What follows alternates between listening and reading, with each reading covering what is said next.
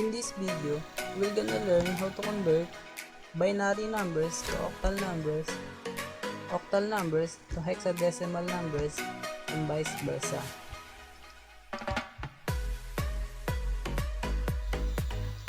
Let us know first the binary numbers, octal numbers, and hexadecimal numbers.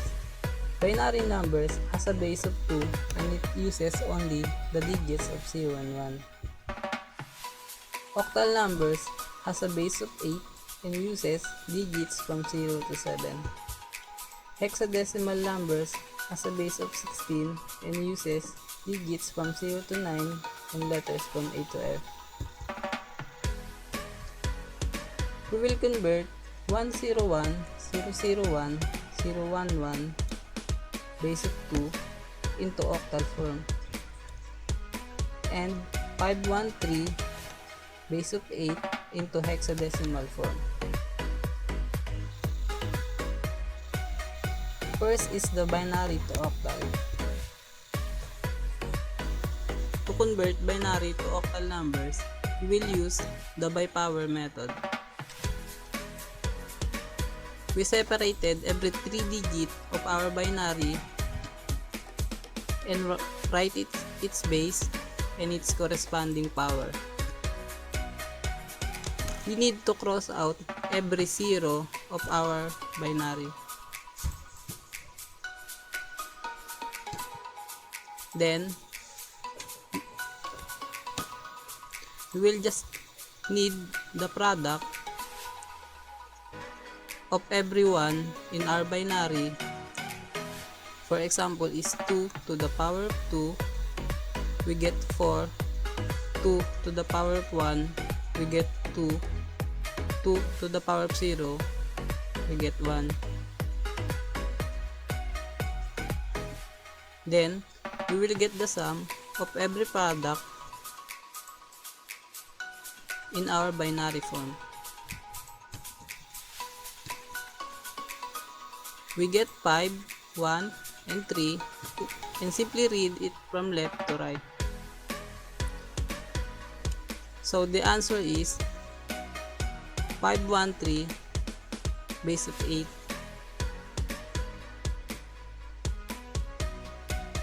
Next is octal numbers to hexadecimal numbers. We cannot convert octal numbers direct to hexadecimal numbers. We will convert first octal numbers to decimal numbers, then from decimal numbers, we can now convert it to hexadecimal numbers.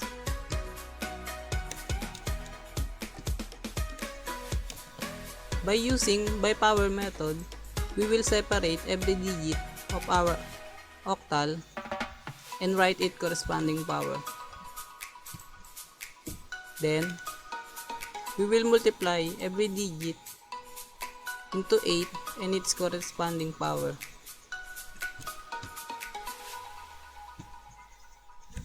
We will simplify our expression until we get the sum of its product. So, our 513 base of 8 converted into decimal number is 331 base of 10. After we convert our octal number into decimal, we can now convert from decimal number into hexadecimal form.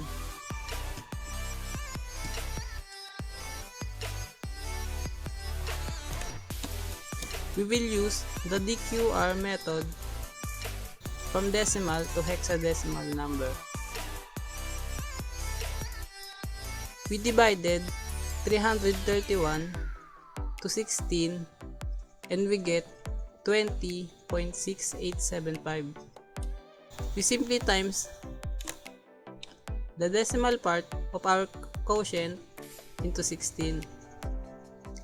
6875 multiplied by 16, we get the remainder 11 and its equivalent B.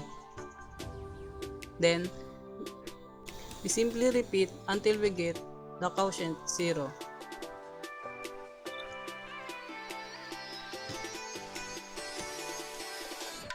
After we get all the remainders, we will read it from bottom to top. Now, 331 base of 10 is equivalent of 14b in hexadecimal number. Next we will convert is 14b16 into octal form and 513 base of 8 into binary form.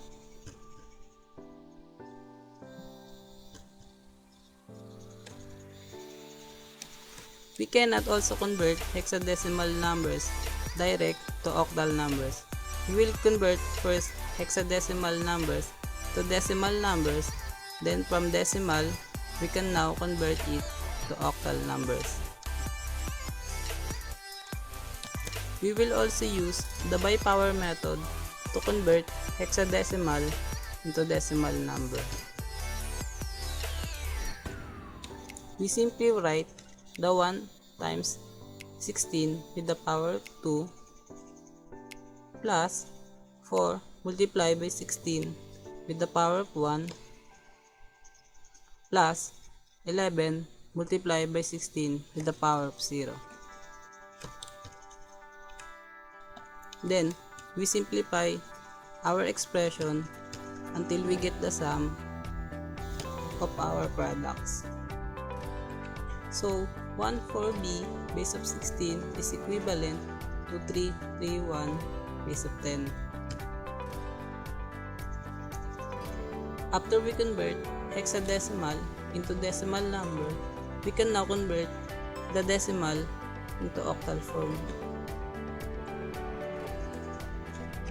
We will now use the DQR method to convert decimal into octal number. We simply write 331 divided by 8. We get the quotient of 41.375. To get the remainder, we simply multiply by 8 and we get the 3.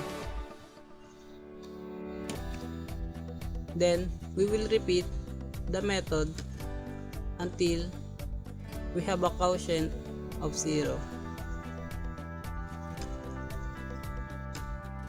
After we get all the remainder, we will write it from bottom to top.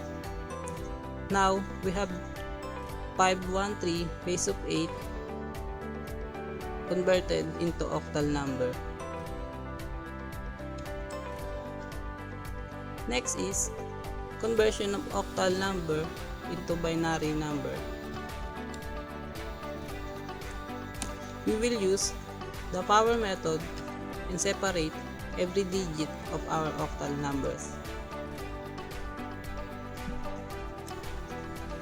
Instead of writing the base in its corresponding power, we simply write its product. We will look for the sum of every product that matches our digit 5. To get the equivalent of 5, we will place 1 for every digit that has the sum of 5.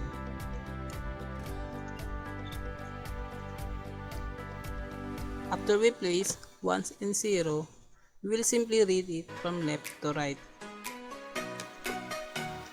Now, we get the 1, 0, 1, 0, 0, 1, 0, 1, 1 base of 2, the binary form of our octal number.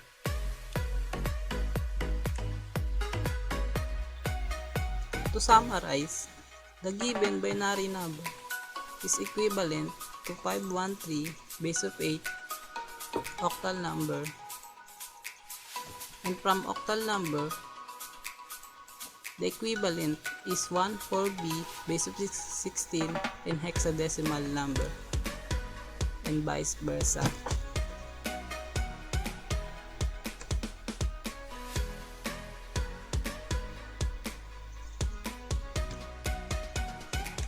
And thank you for watching our tutorial. I hope you learn and enjoy and see you in the next tutorial.